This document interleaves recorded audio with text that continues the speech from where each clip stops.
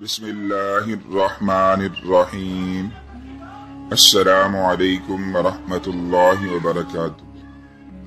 हजरत ज़ैद बिन साबित रज़ी अल्लाह तआला अन्हु कहते हैं कि हम एक मरतबा नबी करीम सल्लल्लाहु अलैहि वसल्लम के साथ एक ग़ज़वा में शरीक थे।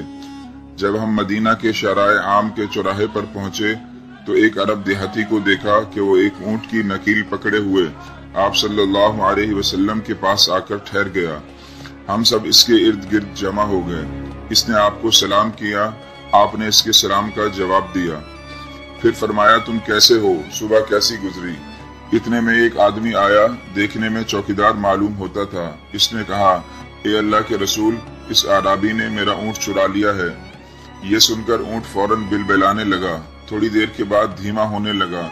नबी पाक सल्लल्लाहु अलैहि वसल्लम ने इसकी बिलबिलाहट और आवाज को गौर से सुना तो आप सल्लल्लाहु अलैहि वसल्लम ने चौकीदार की तरफ रुख करके फरमाया, तुम अपने दावे से बाज आ जाओ, इसलिए कि ऊंट तुम्हारे खिलाफ गवाही दे रहा है कि तुम झूठे हो।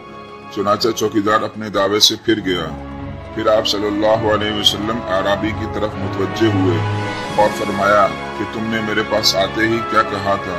अराबी ने कहा, या रसूल अल्लाह, मेरे माँ बाप आप पर कुर्बान हो जाएं। मैंने आप पर दुरूद शरीफ पढ़ा था, जिसका तर्जुमा, ए अल्लाह, जब तक रहमत बाकी है मोहम्मद सल्लल्लाहु अलैहि वसल्लम पर रहमत नाजिल फरमा।